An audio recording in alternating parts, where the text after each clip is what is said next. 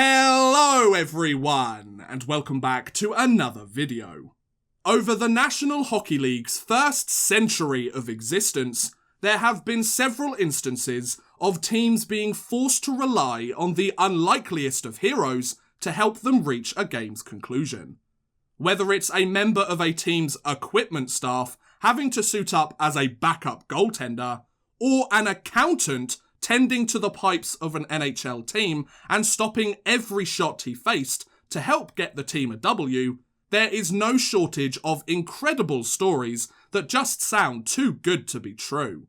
However, no change in personnel has reached quite as high up the chain of command as this one.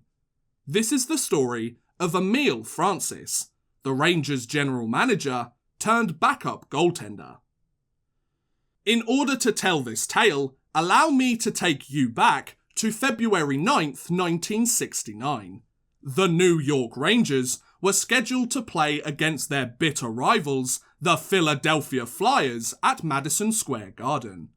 As the day went on and game time creeped closer and closer, snow began to fall all over the city.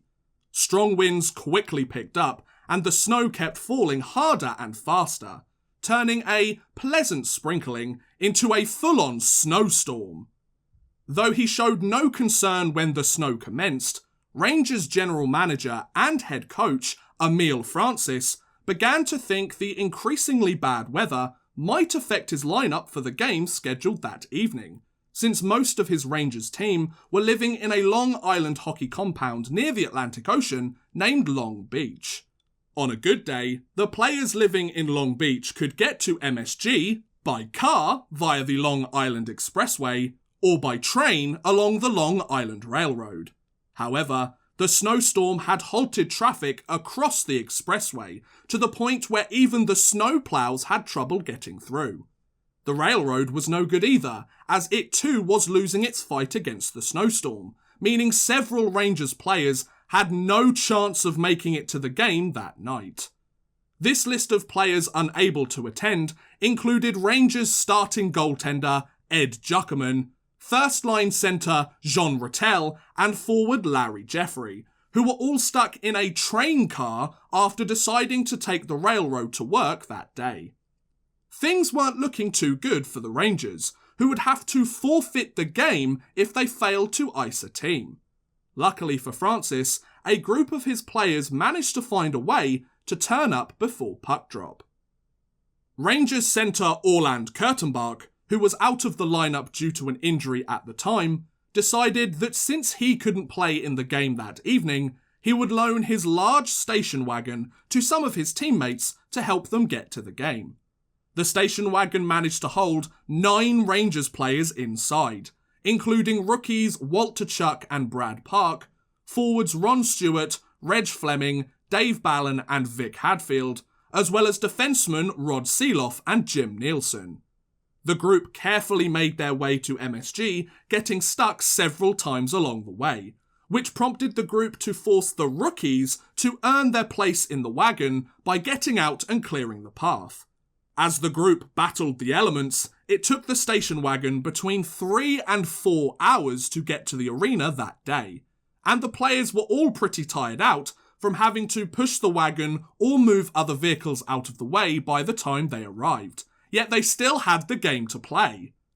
By the time the station wagon arrived, Rangers general manager Emile Francis had already learned that their starting goaltender Juckerman was stranded on the train. Fortunately, the team's backup goaltender, Don Simmons, had arrived at the Garden before the storm became too overwhelming, meaning that they had a player to tend their crease for the game. However, the NHL rules stated that a team could not play unless they had 2 goalies available.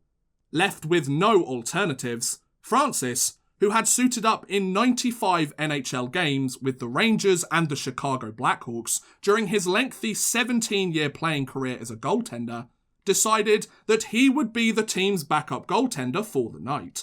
He would don his pads once more for the first time in nearly a decade and suit up for the team as their insurance policy. After phoning league president Clarence Campbell to get the all clear from the league, which was quickly given due to his career as a goaltender, Francis, as the general manager of the team, signed himself to a player contract worth $1.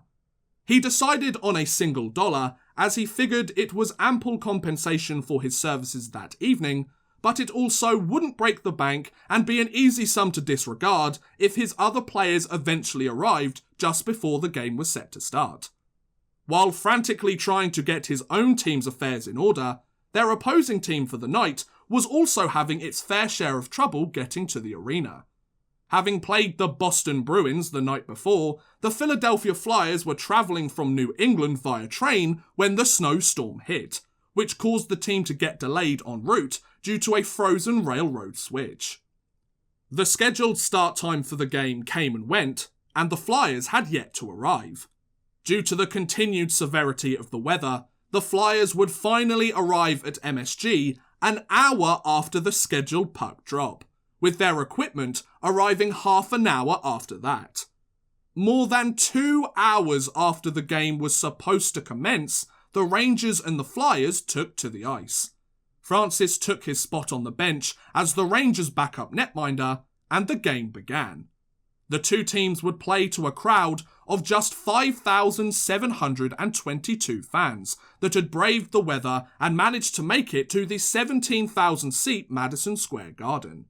Their perseverance would pay off though, as they were treated to quite the game of hockey.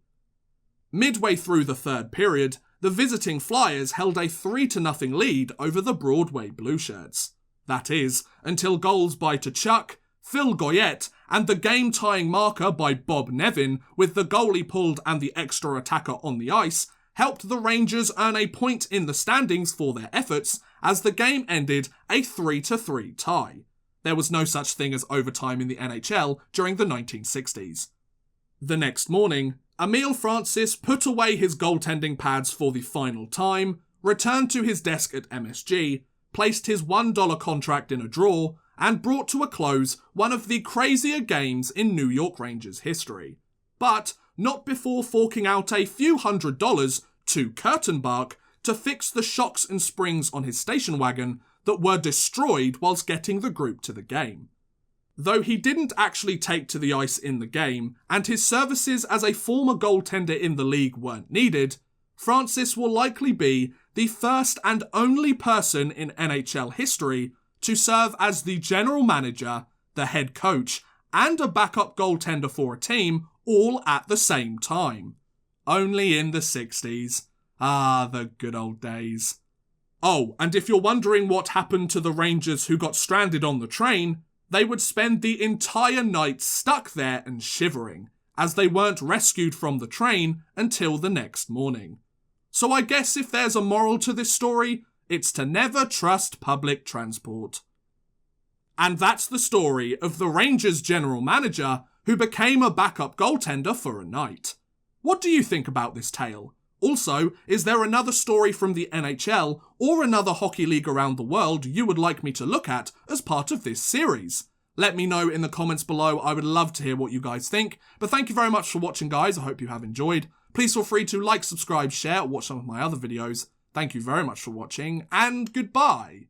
A big thank you to Andy, Chris Gadsby, Dave, David, Kalesbro, Martin Tolness, Matt DeWild, Max Artis, and Nat Marlowe, as well as a huge thank you to Cam Montgomery and Ryan Todd for helping support this video via Patreon. If you too want to help support the channel a little bit further and get a shout out at the end of every future video, make sure you head over to patreon.com/oddmanrush and become a patron today.